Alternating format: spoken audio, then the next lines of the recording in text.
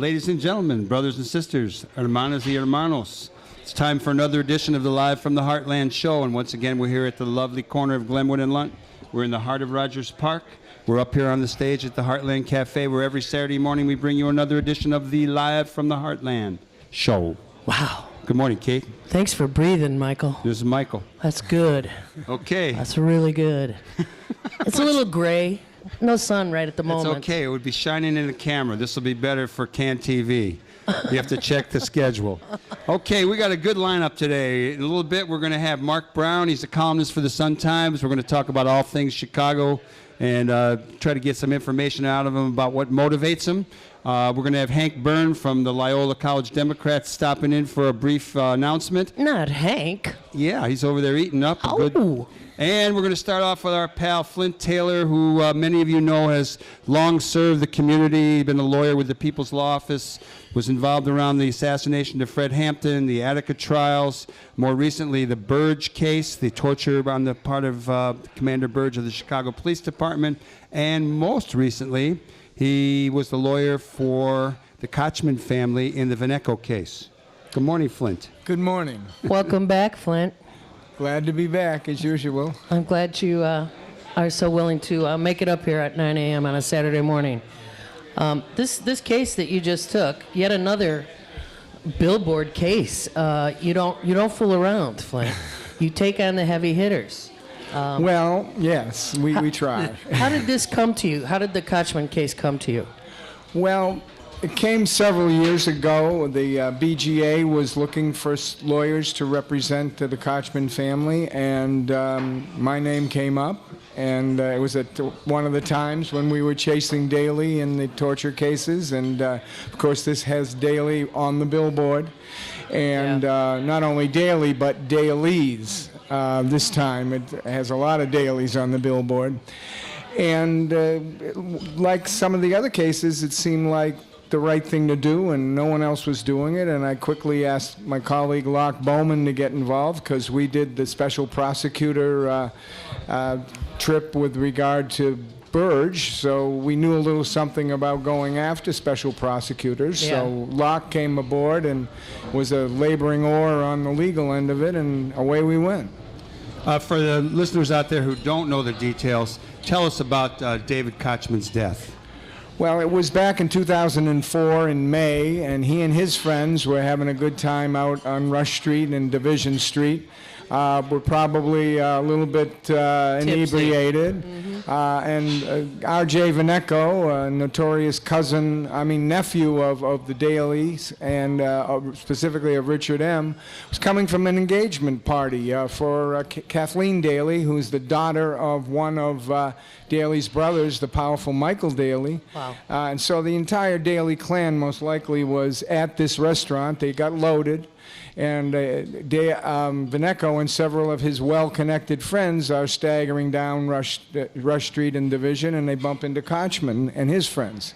And not surprisingly, there's a little bit of a drunken verbal altercation. Kochman may be a little mouthy, as it was later said. Vanecko, who's 6'3", 230 pounds, a former football player. Kochman's 5'5", 130 pounds.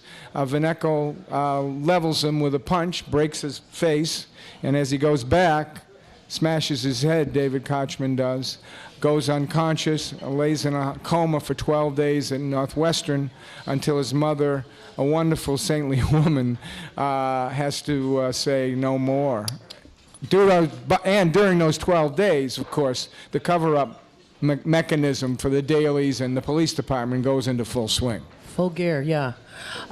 The bullying aspect of it is, hard to miss. But how did you finally get something to move on this? I mean, we heard about it almost immediately. I mean, the news did cover some questions about this almost immediately, no? Yes, it covered it, and then it went away for 7 years. And then went away. Mark Brown's colleagues at the Sun-Times, Tim Novak, Chris Fusco, and Carol Marine, And Chris and Mark himself, in columns, started to look at this thing, and they started to Freedom of Information Act. They started to ask questions. They talked to some of the friends of Kochman, who one of the big lies in this case was that it was self-defense on Vanecko's part, and they talked to the friends of Kochman and found that was definitely not the case. And so it started to hit the front pages again in 2011, and Novak and Marine and Fusco wouldn't let it go. And that one thing led to another until there was so much public pressure. Alvarez was trying to cover it up. She was in both cover-ups in 2004 and in 2011. Wow. Finally, a judge looked at it independently and said, we need a special prosecutor, and appointed Dan Webb. You know what? I'd like to know what you think Daley knew and when he knew it, and then we'll proceed with more questions. Daley knew right from the jump, in my view. Yeah. He had to. There's no question that he didn't, that he did. All the nieces and nephews were there. They were all there, Yeah. and Daley was told, the evidence later showed, by his director of public safety very early on that this happened. But and the guy said he didn't know whether Daley already knew. And you know the family had to know. Vanecko's family had to know. They ran off. Vanecko ran away from the scene. His friends covered up and said they didn't know who threw the punch. Really? They then met at a bar at 3:30 in the morning, a closed bar that somehow opened up for them, and had a little conspiratorial meeting. And then, all of a sudden, the higher-ups over at the police department are going, and this is a wonderful quote, they're told, and the commander goes, "Holy crap, the Daleys may be involved." And that was just an amazing statement. And so for then, the little investigation... Wait, who said that to whom? There was the commander, a guy named Chasen, and a lieutenant in charge of the violent crimes investigations named Rybicki. One of the two of them said it. But not on the press. No. This came wasn't out known, later. and this came out in the report a few weeks ago. Oh, my God. But for the next 12 days, the Holy Crap operated to have no investigation done whatsoever. The Right. investigation was shut down, but when David Kochman died, they decided they had to do something. So that's when the active cover-up happened and the false investigation began. Fill us in on the report that you just mentioned. Well, after the special prosecutor was appointed, this is Dan Webb, who represented Governor Ryan and many other large names in the city and was formerly a U.S. attorney. He was assigned to investigate. And he did a very thorough investigation, it appeared on the surface, and he indicted Vanecko for involuntary manslaughter. But he wasn't prepared to indict any of the cops or the state's attorneys who were involved in the cover-up. So what he did was he indicted Vanecko. Vanecko pled guilty, and then he issued a 162-page report, which was chock full of all this evidence, but made no conclusions whatsoever. And surprisingly, or maybe not, when he announced the report, he put out a press release, and the only conclusions that he put in his press release was Daley did not influence the investigation. He went out of his way to say that when the evidence was at least circumstantially pointed in the other direction. So that was very disappointing. So, Flint, I mean, those of us who have lived in Chicago all our lives are well accustomed to the name Daley never getting besmirched by any terrible news. I mean, there was always someone willing to take the fall, always many people willing to cover up. And so when Dan Webb says Daley didn't have anything to do with the cover-up, well, that could be factually true. Sure. He didn't have to. Of You know, course, starting right. with the cops on the scene, they said, "Whoa, crap! There might be a Daley involved. We better get on our horses." It's unbelievable when the Sun-Times and we have been tracking all the connections and all the people involved, and they all go back to the Daley family. They're all extremely powerful people. Their family are powerful people. They're either related by blood or related by politics. The lieutenant who covered up all of this, it turns out he was charged over in Indiana for sexual assault of a woman. Louise. And somehow he walked out of that case and ended up as a lieutenant back on the 18th District. So, I mean, it's just, we looked at it through the lens of the Burge case, and that kind of blew our minds. But when Locke and I and the people at the two offices we work at looked at this one, it doubly blew our minds, because it had every aspect of a cover-up and every aspect of the Daley machine in it. I'm wondering if the Daley kids are so affected by a lifetime of being told don't get in trouble and don't make any kind of public display. I mean, if this guy RJ would have simply said, "Oh my gosh, I didn't mean to hurt him," stuck around and said, "I punched him because he was wise mouthing off to me, but I didn't mean to hurt him," he'd be in a different place right now. Would he not? Well, he could have still been charged with involuntary manslaughter, but probably wouldn't have been, given who he was. Yeah. You got to remember, he's the same kid that, along with one of the Daley sons. Was it Michael, the kid up in Michigan when they? That's Patrick, but Patrick. I'm not sure. But yeah, Sorry, they Michael. took a baseball bat to someone. Yeah. So these kids, they're quite a group of nephews that hang out together and cover for each other. And here it was, the black sheep of the family, or one of them, getting in trouble again. What do we do now? Holy crap! Let's deal with it. Flint Taylor, why did R.J. Vanecko get off with such a light sentence? It was 60 days, and it's not served. I think it's not in the city. Is it in the county? Or It's in McHenry County. McHenry County. Well, and what's that about? Why? Particularly when I go on African American stations to talk about this case and to talk about the Burge cases, that question comes up quite frequently. I'm and sure. It comes up in the context of Burge only getting 4.5 years. And by the way, in a very well-kept secret, we just found out that Burge is getting out 6 months early to a halfway house. So that's a little bit of a scoop. Do we know for where you. that halfway house is? In Tampa, so stay away from Tampa. I've been trying to stay away from Florida for a long time. But, the simple answer to your question is this 5-letter word here. Why is he in McHenry County? It's Daley. Daley. Why is he get 60 days?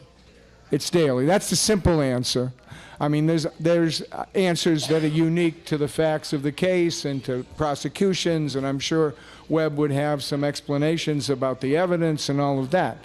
But ultimately, if you were black and you were poor and you killed somebody of power, connected to power with a punch, you wouldn't be doing 60 days. And that's what people say to me You on would the see the radio. light of day. That's exactly right. Flint Taylor, tell us what you think will happen now. Now, some people are asking, is there going to be a civil rights suit? Is there going to be a suit by the family, a civil suit? Can you reveal anything or hint at anything?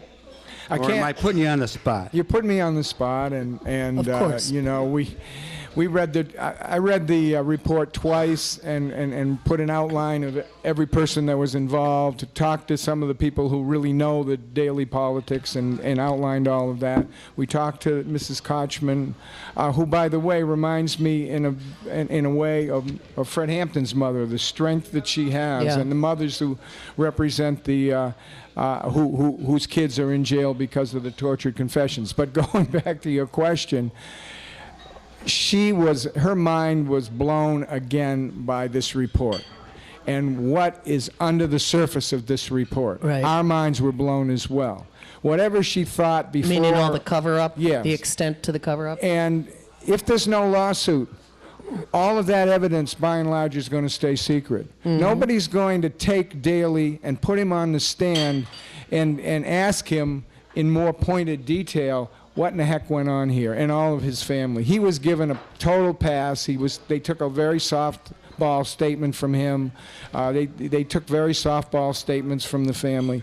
So that evidence, 300,000 pages of documents, is going to stay secret. Wow. And it's not going to be followed up on. The things that Webb didn't do, either because of politics or time or money, aren't going to be done. And Mrs. Kochman, as much as the conviction of Vanecko was important to her, this made her wonder, really, what is her obligation to the community?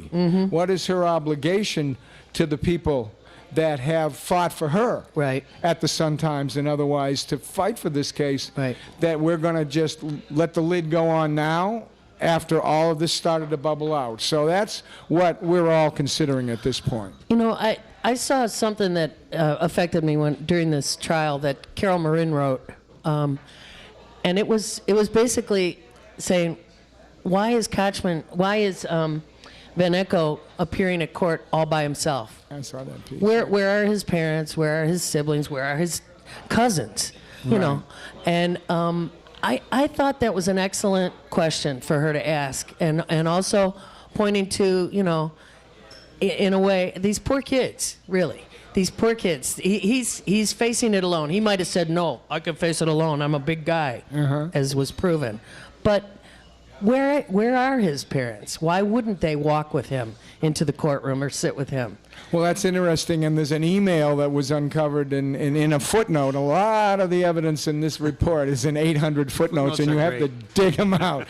But there was an email from Bridget McCarthy, who was one of the people who was with Vanecko, and her husband lied, and she lied about it was Vanecko.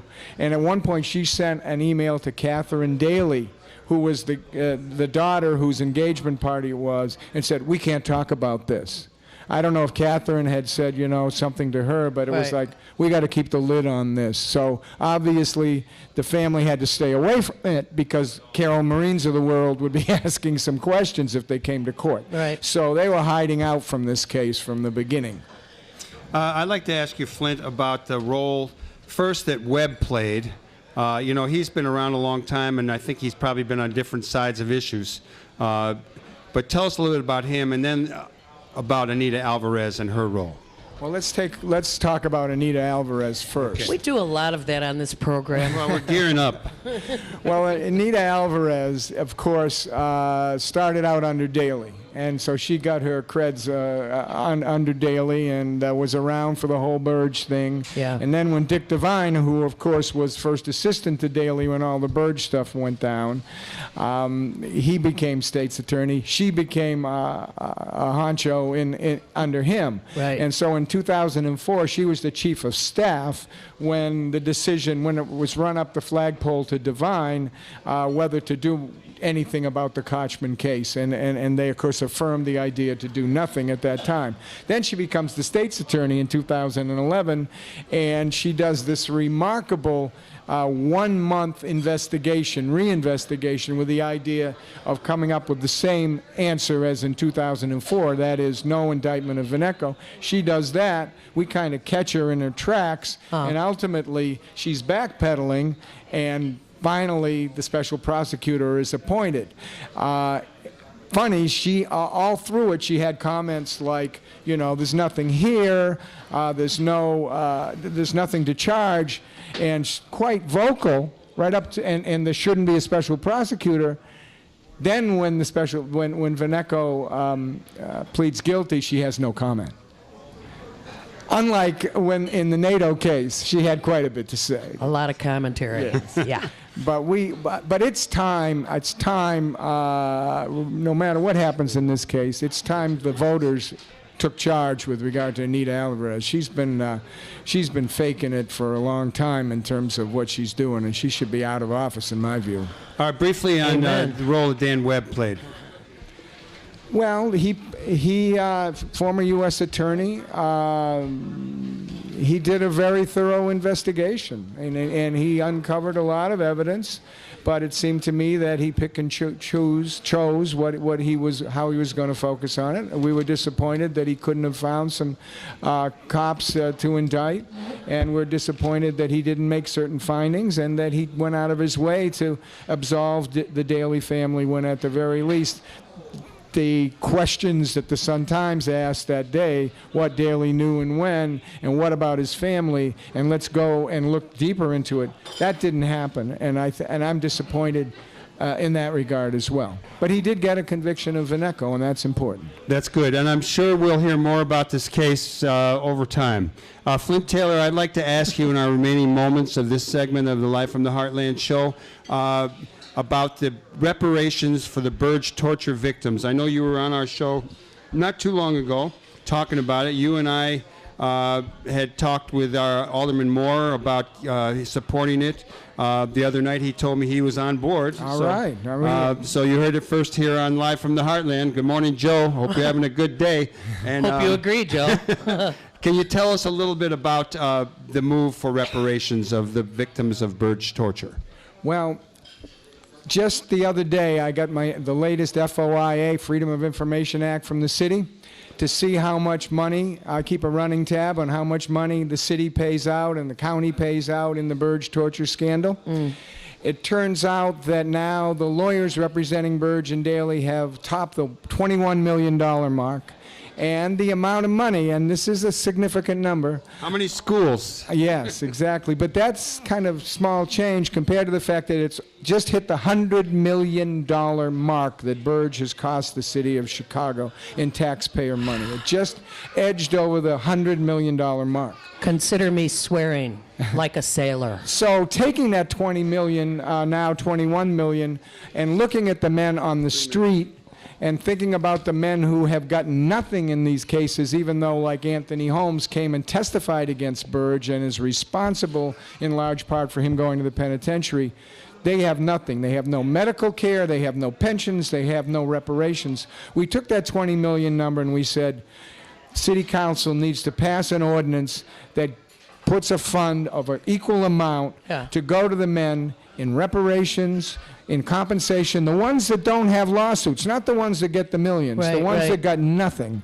to get medical care, to get psychological care, to get educational benefits, to get job training. Offset of the... all of that, and to have some kind of memorial or memorials in this city, as well as some kind of program in the public schools to teach about this torture scandal. All of that is in the ordinance. Joe Moreno, Howard Brookins are proposing it. Hearing on the 4th of March in front of the Finance Committee. Ed Burke's giving him a hearing. I don't know what he's thinking, but I hope that there's 26 of them that'll sign on to this, like Joe Moore and like Brookins and Moreno and Muniz and a few others who have stepped forward already and said, we support it. And if you can come up with $95 million for DePaul, the basketball arena, they got all the TIF money running around, and if you can keep paying these lawyers all this money to defend Burge, then come up with the money for the people who are the survivors of police torture in this city. How many of them are there? I mean, you mentioned that there are some who've had cases and have had sizable settlements, and there's clearly a number of people who do not have those suits going on. What's the numbers? Well, we don't know for sure, but we estimate there's around 50 people that are victims or survivors who have no legal recourse at this time, and who could be in that group. Well, Flint Taylor, you are a hero of the people. And let's hear it for Flint. Let me just ask you before we close this segment, Flint, do you have any other hot news that you want to share? Anything coming up? Well, as I said earlier, I think that it's can't be. We need to know that Burge is coming out and that he's getting another favor. Oh, the pension as well. As we know, he gets a $33,000 a year pension, has since 1997, and in fact, Lisa Madigan actually challenged that. It was argued in the Illinois Supreme Court. So it's going to be determined sometime soon whether he gets to keep that pension. He'll be out, or maybe he has to probably. pay it back. He might have to pay some of it back. Okay, let's have a big round of applause for Flint Taylor. You're listening to Live from the Heartland Show on the 22nd of February.